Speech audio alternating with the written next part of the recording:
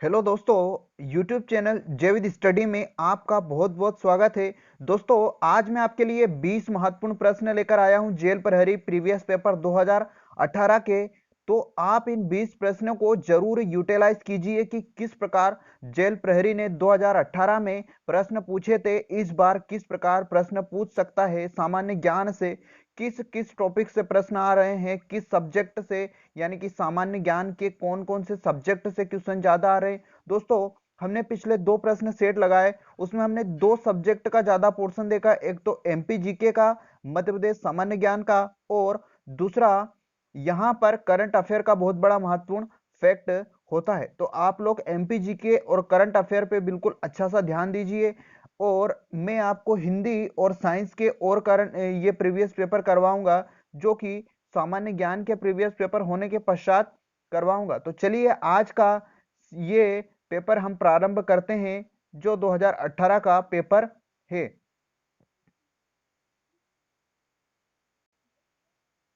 ये हमारे सामने 2018 का, जो कि 30 सितंबर 2018 को दूसरी शिफ्ट का ये पेपर था।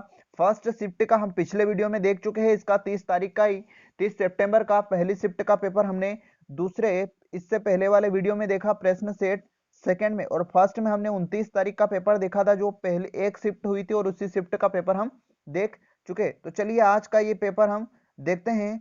प्रश्न नंबर पहला इसमें है, केंद्रीय मानव संसाधन विकास मंत्रालय एचआरडी ने घोषणा की है कि भारत की 2 सबसे लोकप्रिय प्रतियोगी परीक्षाएं संयुक्त प्रवेश परीक्षा यानी जेईई और राष्ट्रीय योग्यता और प्रवेश परीक्षा नीट निम्न द्वारा आयोजित की जाएगी। मतलब यहां पर किसके द्वारा अब ये परीक्षा आयोजित की जाएगी? इसमें ऑप्शन एक है भारतीय माध्यमिक शिक्षा प्रमाण पत्र आईसीएसई, दूसरा ऑप्शन है भारतीय प्रौद्योगिकी संस्थान आईआईटी, तीसरा है राष्ट्रीय परीक्षण एजेंसी एनटीए, चौथा ऑप्शन है केंद्रीय माध्यमिक शिक्षा बोर्ड सीबीएसई द्वारा। तो यहाँ पर 4 ऑप्शन है हमारे पास। तो आप अपने मन में इनका आंसर जरूर सोचना और लास्ट में कमेंट करके बताना कि आपके कितने सही निकलते। तो इसका ऑप्शन थर्ड बिल्कुल सही है, राष्ट्रीय परीक्षण एजेंसी एनटीए। इस परीक्षा को एनटीए कराएगा, राष्ट्रीय परीक्षण एजेंसी। ये जो महत्वपूर्ण परीक्षा, अब इन परीक्षा को एनटीए करवाएगा। केंद्रीय मानव विकास मंत्रालय एचआरडी ने ये घोषणा की है। तो हमारे वर्तमान के जो एचआरडी मंत्री है, मानव विकास मंत्रालय के जो मंत्री है, उनका नाम है रमेश पोखरियाल निशंक। तो आप इनको भी याद रखिए। अगला प्रश्न हमारे सामने है, दूसरा प्रश्न, तुम कर जिले के सूखा प्रभावित पावागढ़ क्षेत्र में 2000 मेगावाट एमडब्ल्यू की कुल क्षमता वाले प्रथम चरण शक्ति स्थल और पार्क का उद्घाटन हुआ, जो किस राज्य में स्थित है? ये देखिए दोस्तों, करंट का क्वेश्चन पूछा गया, तो ये ज्यादा महत्वपूर्ण हमारे लिए नहीं है, लेकिन इससे पहले वाला जो प्रश्न है उसको आप थोड़ा सा जरूर ध्यान में रखिए। तो इसका ऑप्शन ए फर्स्ट है ओडिशा, सेकंड है आंध्र प्रदेश, थर्ड है कर्नाटक, फोर्थ है तेलंगाना। तो ये जो तुमकुर जिला है ये तेलंगाना का जिला है। तो इसका सॉरी, तेलंगाना नहीं, इसका थर्ड ऑप्शन आएगा कर्नाटक। कर्नाटक इसका बिल्कुल सही ऑप्शन आएगा। तो यहाँ पर प्रधानमंत्री मोदी ने ये इस सूखे प्रभावित क्षेत्र में 2000 मेगावाट की क्षमता वाले प्रचंड शक्तियों स्थल सौर के पार्क की घटना की जो उद्घाटन किया था। तो ये कर्नाटक में स्थित है। अगला प्रश्न इसका थर्ड वाला प्रश्न, यहां पर निम्न में से कौन मध्य प्रदेश के तीसरे मुख्यमंत्री थे? मध्य प्रदेश के तीसरे मुख्यमंत्री निम्न में से कौन थे? ऑप्शन फर्स्ट यहां पर दे रखा है श्री कैलाश नाथ काटजू, सेकंड श्री भगवत राव मंडलोई, थर्ड पंडित द्वारिका प्रसाद मिश्रा, और फोर्थ है पंडित रविशंकर शुक्ला। इसका ऑप्शन फर्स्ट बिल्कुल राइट है। कैलाश नाथ जो काटजू है, ये मध्य प्रदेश के तीसरे मुख्यमंत्री थे, कैलाश नाथ काटजू। आपको मध्य प्रदेश के प्रथम मुख्यमंत्री बिल्कुल याद होगा, प्रथम मुख्यमंत्री आप कमेंट करके जरूर बताना कि मध्य प्रदेश के प्रथम मुख्यमंत्री कौन हुए। ये क्वेश्चन बिल्कुल आ सकता है जेल प्रहरी की परीक्षा में, तो ये आपके लिए थोड़ा सा इंपॉर्टेंट होगा। और वर्तमान तो आप सब जानते हैं शिवराज सिंह चौहान। और आप कमेंट में शिवराज सिंह चौहान कौन से नंबर के मुख्यमंत्री, ये भी जरूर बताना। और वर्तमान मुख्यमंत्री कौन है ये भी आप जरूर बता देना। अगला प्रश्न है, फोर्थ वाला यहाँ पर प्रश्न है, घूमर किस भारतीय राज्य का पारंपरिक सामाजिक लोक नृत्य? घूमर किस भारतीय राज्य का पारंपरिक सामाजिक लोक नृत्य? ऑप्शन फर्स्ट दे रखा है Rajasthan, second Gujarat, third Assam, fourth Punjab. तो घूमर जो है ये राजस्थान का पारंपरिक सामाजिक लोक नृत्य, घूमर राजस्थान का। ये क्वेश्चन कई बार अलग अलग एग्जाम्स में पूछा जा चुका है, तो आप इसको बिल्कुल अच्छे से याद कर लेना। तो घूमर राजस्थान का हो गया। अगला फिफ्थ वाला प्रश्न यहाँ पर, निम्नलिखित में से किस संस्थान द्वारा जागो ग्राहक जागो जागरूकता अभियान चलाया गया? जागो ग्राहक जागो। ऑप्शन फर्स्ट है भारतीय प्रतिभूति और विनिमय board, SEBI, security exchange board of India. Second option है यहाँ पर भारतीय राष्ट्रीय कृषि सहकारी विपणन संघ मर्यादित, NAFED। थर्ड ऑप्शन है खाद्य और कृषि संगठन, फूड एंड एग्रीकल्चर ऑर्गेनाइजेशन। और फोर्थ यहाँ पर है वायदा बाजार आयोग यानी कि फॉरवर्ड मार्केट कमीशन। इसका ऑप्शन फोर्थ बिल्कुल सही है यहाँ पर, फॉरवर्ड मार्केट कमीशन यानी कि वायदा बाजार आयोग। तो इसको भी आप बिल्कुल अच्छे से याद कर लीजिए। जागो ग्राहक जागो ये अभियान चलाया गया था। ये भी करंट का क्वेश्चन है वैसे तो, लेकिन अब आप सोच रहे होंगे कि ये करंट का हमारे लिए ये इंपॉर्टेंट हो सकता है। बिल्कुल ये हो सकता है, लेकिन ज्यादा चांसेस होते हैं कि अभी जो जितने भी अभियान चलाए गए हैं, जितनी योजनाएं भारत सरकार या अलग अलग राज्यों की सरकारों द्वारा प्रारंभ की गई है, वो योजनाएं थोड़ी सी ज्यादा महत्वपूर्ण होती है। तो आप उनको बिल्कुल अच्छे से करिए करंट में। अगला प्रश्न यहाँ पर सिक्स्थ वाला प्रश्न आया है, प्रथम भारतीय सामान्य चुनावों को किस वर्ष में आयोजित किया गया था? मतलब भारत में प्रथम जो सामान्य चुनाव थे उनको किस वर्ष में आयोजित किया गया था? ऑप्शन फर्स्ट है 1952-53, सेकेंड ऑप्शन है 51-52, थर्ड ऑप्शन है 50-51 और फोर्थ ऑप्शन है 1950-52। तो यहां पर इसका ऑप्शन सेकंड बिल्कुल सही है, 51-52। मध्य प्रदेश में पहली बार सन 1951-52 में सामान्य चुनाव की प्रक्रिया आयोजित हुई थी। तो यह आप बिल्कुल याद रखिए, जीके का क्वेश्चन है, पॉलिटी का। अगला प्रश्न यहां पर आता है, मध्य प्रदेश में सिरोंज शहर भूकंपीय क्षेत्र वर्गीकरण के अंतर्गत आता है? मतलब कौन से भूकंपीय क्षेत्र के वर्गीकरण के अंतर्गत आता है? फर्स्ट है क्षेत्र 1, सेकेंड है क्षेत्र 5 यानी क्षेत्र 5, और थर्ड है क्षेत्र सेकेंड जोन सेकेंड, और फोर्थ है क्षेत्र थर्ड तीसरा क्षेत्र। तो ये जो है सिरोंज क्षेत्र ये थर्ड क्षेत्र के अंतर्गत आता है, जोन थर्ड। चौथा ऑप्शन इसमें बिल्कुल सही है, ऑप्शन फोर्थ यहाँ पर बिल्कुल सही है, जोन थर्ड के अंतर्गत आता है सिरोंज शहर। अगला प्रश्न यहाँ पर, जैन साधु तरुण सागर का जन्म मध्य प्रदेश के जिले में हुआ था? जैन जो साधु है तरुण सागर महाराज, उनका जन्म मध्य प्रदेश के किस जिले में हुआ था, ऐसा यहाँ पर पूछा गया है। ऑप्शन ए यहाँ पर दे रखा है Dewas, option B Morena, option third Damoh, option fourth Agar Malwa. तो जो तरुण सागर महाराज है उनका जन्म स्थान है दमोह जिला। कौन सा जिला? दमोह। तो दमोह जिला बिल्कुल सही है। देखिए क्वेश्चन किस प्रकार से पूछ रहा है एग्जामिनर, आप बिल्कुल उसका यूटिलाइज करिए। ऐसा नहीं है कि बिल्कुल यही प्रश्न वापस छप के आ जाएंगे। क्वेश्चन इस प्रकार पूछते हैं एग्जाम्स में, आप इनको सोचिए अपने दिमाग में और उस प्रकार से अपनी पढ़ाई का जो तरीका है उसको रखिए। अगला प्रश्न यहाँ पर है नाइन्थ वाला, भारत में निजीकरण किया गया पहला रेलवे स्टेशन यहाँ स्थित है? मतलब पहला प्राइवेटाइजेशन जहाँ पे हुआ जिस रेलवे स्टेशन का, वो कौन सा भारत का पहला private railway station? Option first यहाँ पर दे रखा है Itarsi, second Ganeshganj, third Habibganj, fourth Khajuraho. इसका ऑप्शन थर्ड बिल्कुल यहाँ पर राइट है। हबीबगंज जो रेलवे स्टेशन है भोपाल के नजदीक पड़ता है, उस रेलवे स्टेशन को 2018 में ही निजीकरण किया गया। तो ये भारत का पहला ऐसा रेलवे स्टेशन है जिसको पहली बार निजीकरण किया गया। आप इसको अच्छे से याद रखिए इसको, इसका हबीबगंज ऑप्शन बिल्कुल राइट है। 10th वाला क्वेश्चन यहाँ पर, मध्य प्रदेश में जापानी औद्योगिक टाउनशिप में स्थापित की जाएगी? मतलब कौन से टाउनशिप में स्थापित की जाएगी? जापानी औद्योगिक टाउनशिप। तो इसका ऑप्शन फर्स्ट दे रखा है पीतमपुर, सेकंड सिंगरौली, थर्ड कटनी और फोर्थ बीना। इसका ऑप्शन फर्स्ट बिल्कुल राइट है, पीथमपुर। पीथमपुर में जापानी औद्योगिक टाउनशिप स्थापित की जाएगी।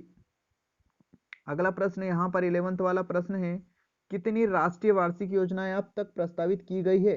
कितनी राष्ट्रीय वार्षिक योजनाएं अब तक प्रस्तावित की गई है? फर्स्ट है 7, सेकंड है 5th, थर्ड है 4th और फोर्थ है 6th। तो यहाँ पर ऑप्शन फोर्थ बिल्कुल राइट है, 6।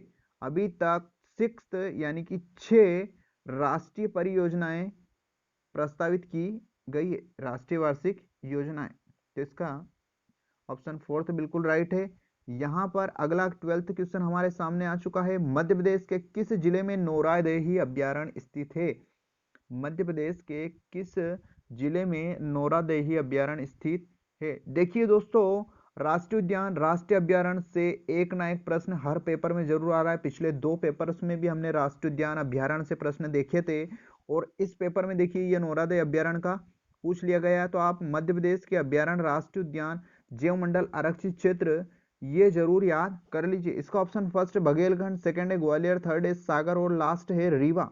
तो इसका ऑप्शन थर्ड बिल्कुल सही है। हाँ, ये नौरादेही अभ्यारण्य सागर में स्थित है। तो नौरादेही का सागर बिल्कुल राइट, आप अच्छे से याद कर लीजिए, नौरादेही अभ्यारण्य जो सागर में स्थित है। अगला प्रश्न यहाँ पर 13 वाला प्रश्न है, जनवरी 2018 में friends of MP conclave summit, friends of MP summit कहाँ आयोजित की गई थी? या फ्रेंड्स ऑफ एमपी कॉन्क्लेव भी इसको हम कह सकते हैं। तो ये कहाँ पर आयोजित हुई थी? ऑप्शन फर्स्ट है Indore, second Ujjain, third option है ग्वालियर और फोर्थ है भोपाल। तो ये जो समिट हुई थी, ये उस समय मुझे बिल्कुल अच्छे से याद है, आप लोगों को भी मुझे आशा है कि आपको याद होगी। ये इंदौर में आयोजित हुई थी। कहाँ पर? Friends of MP summit Indore में आयोजित हुई थी जनवरी 2018 में। तो देखिए, जितनी भी समितियां होती है उनको भी आप बिल्कुल अच्छे से याद करिए, क्योंकि समिति से यहाँ पर प्रश्न पूछा जा रहा है। तो समितियों को बिल्कुल अच्छे से आप याद कर लेना, जितनी भी समितियां हुई। अगला प्रश्न यहाँ पर, रानी अहिल्याबाई होलकर द्वारा संरक्षित रेशम और सूती धागे के साथ बने हुए कपड़े के नाम बताएं। रानी अहिल्याबाई होलकर द्वारा संरक्षित रेशम एवं सूती धागे के साथ बने हुए कपड़े का नाम बताएं। ऑप्शन फर्स्ट है महेश्वरी साड़ी, सेकंड है टसर साड़ी, थर्ड है बाटिक प्रिंट, फोर्थ है नंदना प्रिंट। तो आप सभी को याद होगा इसका ऑप्शन फर्स्ट बिल्कुल राइट है, महेश्वरी साड़ियाँ। आप इसका अंदाजा यहीं से लगा सकते हैं कि रानी अहिल्याबाई होलकर का संबंध किस क्षेत्र से है, और ये जो क्षेत्र महेश्वर क्षेत्र भी बिल्कुल यहीं पर पड़ता है। तो आप इस प्रकार भी इसका आंसर लगा सकते हैं। तो महेश्वरी साड़ी इसका बिल्कुल सही ऑप्शन आएगा। अगला प्रश्न यहाँ पर 15 वाला प्रश्न, मध्य प्रदेश में 2018 के वार्षिक शासकीय स्वच्छ सर्वेक्षण सर्वे में दूसरे स्थान पर रखे जाने वाले शहर का नाम बताएं। ये एमपीपीएससी ने भी ये प्रश्न पूछा है दोस्तों, तो आप बिल्कुल इसको अच्छे से याद कर लीजिए, क्योंकि एमपीपीएससी इस प्रकार के प्रश्न पूछ रही है और इसी प्रकार के यहाँ पर भी लेवल देखने को मिल रहे हैं। तो आप बिल्कुल इन टॉपिक्स को बिल्कुल अच्छे से याद करिए कि स्वच्छ सर्वेक्षण से क्वेश्चन आ रहा है।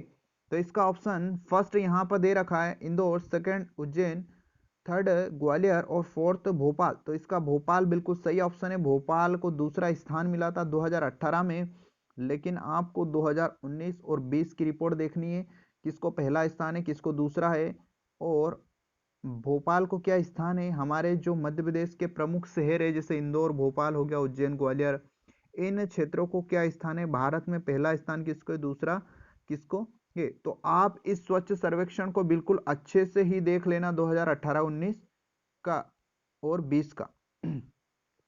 अगला प्रश्न यहाँ पर देखने को मिल रहा है, पंडित शिव शंकर शर्मा किस शास्त्रीय संगीत वाद्य यंत्र के उस्ताद है?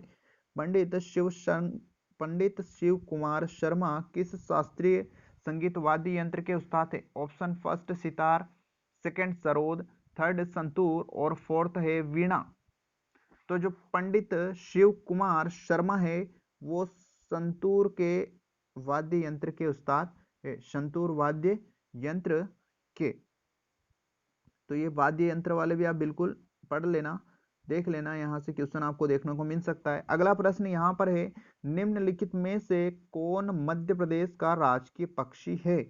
ऑप्शन फर्स्ट है दूधराज या सुल्ताना बुलबुल एशियाई फ्लाइडाई कैचर, सेकंड है महाधनेश ग्रेट हॉर्नबिल, थर्ड है गोडावण इंडियन बस्टर्ड, फोर्थ है नीलकंठ इंडियन रोलर। तो इसका ऑप्शन आप सबको जहां तक मुझे लगता है याद होगा, ऑप्शन है बिल्कुल सही है इंडियन पैराडाइज फ्लाई कैचर, यानी दूधराज या सुल्ताना बुलबुल नहीं, ये शाह बुलबुल है। ये यहाँ पर शाह बुलबुल की जगह सुल्ताना बुलबुल हो गया, तो आप इसको शाह पढ़िए, ये शाह है ना कि सुल्ताना बुलबुल। अगला जो प्रश्न है, मध्य प्रदेश में निम्नलिखित में से कौन सी कछुए की एकमात्र प्रजाति पाई गई है? मध्य प्रदेश में एक ऐसी कछुए की प्रजाति पाई गई है जो कि एकमात्र मध्य प्रदेश में पाई जाती है। ऑप्शन फर्स्ट है जियोकेलोन एलिगस, सेकंड है कजुका टोगोक, और थर्ड है नीलसोनिया हुक्रुम, और फोर्थ है चित्रा इंडिका। तो यहाँ पर इसका ऑप्शन फर्स्ट बिल्कुल राइट है, जियोकेलोन एलिगस, ये मध्य प्रदेश में एकमात्र कछुए की प्रजाति पाई गई है। अगला प्रश्न है 19वां, निम्नलिखित में से किस सरकारी संस्थान ने भारत में कृषि अपशिष्ट के प्रतिशत का अनुमान लगाया?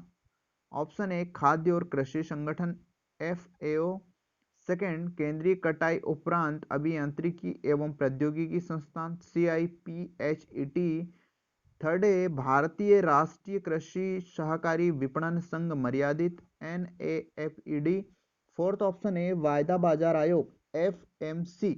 इसका ऑप्शन यहाँ पर ये जो 19 वाला प्रश्न है, इसका ऑप्शन सेकंड बिल्कुल राइट है, केंद्रीय कटाई उपरांत अभियांत्रिकी एवं प्रौद्योगिकी संस्थान CIPHT, central institute of post harvest engineering and technology. अगला प्रश्न है लास्ट, निम्नलिखित में से कौन सी मिट्टी नदियों के तलछट से बनी होती है और जिसमें पोटास अधिक लेकिन फास्फोरस कम होता है? निम्नलिखित में से कौन सी मिट्टी नदियों के तलछट से बनी होती है एवं जिसमें पोटास अधिक लेकिन फास्फोरस कम होता है? ऑप्शन फर्स्ट लेटेराइट मिट्टी, सेकंड काली मिट्टी, थर्ड जलोढ़ मिट्टी, फोर्थ लाल पीली मिट्टी। तो इसका ऑप्शन थर्ड बिल्कुल सही है, जलोढ़ मिट्टी। मतलब मिट्टियों से भी प्रश्न पूछे जा रहे हैं, तो आप भारत और मध्य प्रदेश की मिट्टियों को बिल्कुल अच्छे से पढ़ लीजिए। और दोस्तों यहाँ पर हमारे आज के 20 प्रश्न सामान्य ज्ञान के कंप्लीट होते हैं। आपको जो मैंने समझाया ये किस प्रकार आपको वीडियो लगा, कमेंट करके जरूर बताना। अगर आपने पिछले वाले वीडियोस जो प्रैक्टिस सेट फर्स्ट और सेकंड जो प्रीवियस पेपर है 2018 का, वो मैं डाल चुका हूं, अगर आपने नहीं पढ़े हो तो उनकी लिंक डिस्क्रिप्शन बॉक्स में मैं दे दूंगा, तो आप वहां से उनको पढ़ लीजिए। मैंने नोटिफिकेशन को भी बिल्कुल अच्छे से डिटेल में समझा दिया है, वो वीडियो भी हमारा डला हुआ है, तो उसकी भी मैं डिस्क्रिप्शन बॉक्स में लिंक डाल दूंगा। और अगर आपने मेरे चैनल को सब्सक्राइब नहीं किया है दोस्तों, तो आप चैनल को सब्सक्राइब जरूर कर लीजिए, ताकि जो भी वीडियो मैं डालूंगा तो आपको उसका नोटिफिकेशन मिल जाएगा। तो चलिए मिलते हैं अगले प्रीवियस पेपर के साथ अगले वीडियो में। जय हिंद, जय भारत।